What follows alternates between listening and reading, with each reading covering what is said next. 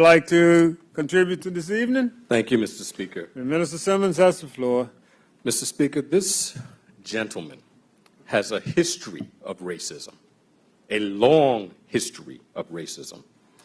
In 2007, he proudly proclaimed before the world on the government YouTube channel that black Bermudians, pressured by the Bermuda Industrial Union, destroyed tourism.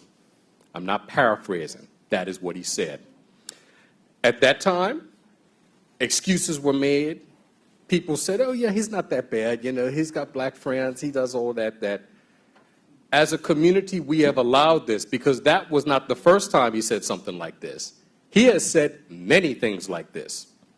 And to the point that several years ago, my wife called him out for his history of this racist behavior. He went after her and saw me in town one day and says, oh, you know, we need to bury the hatchet. You know, this is hurting my business.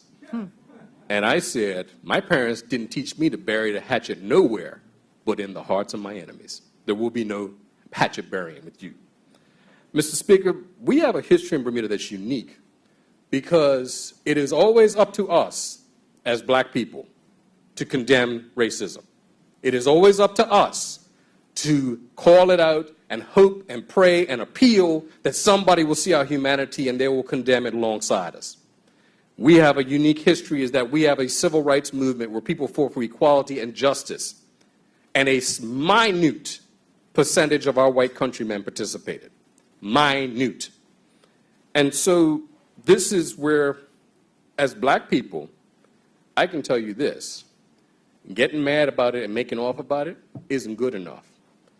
I call on Bermudians to boycott anything associated with this man. Anything associated with him. Don't let his shadow make a dollar, because he is a racist, a repeated racist, a proven racist. And all the black friends he wants to parade around with isn't fooling anybody.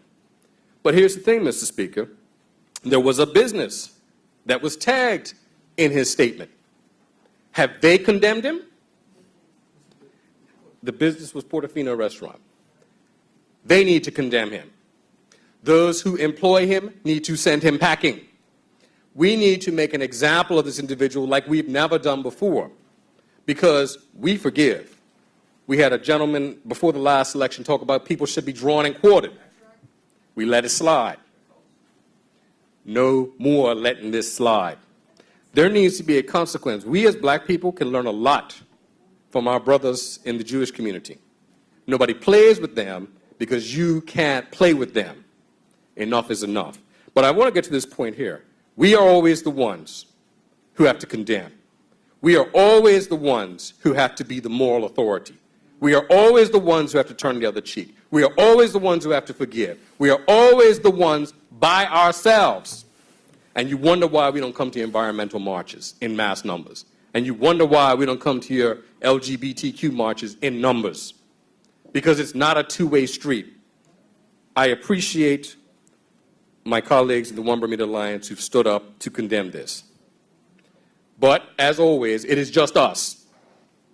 I want to hear from the white members of the One Bermuda Alliance. I want to hear from the Chamber of Commerce. I want to hear from the BTA. I want to hear from the BHA. We need to cancel this fool.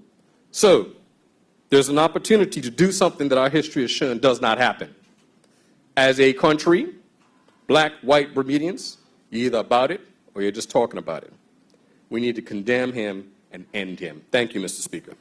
Thank you, Honorable.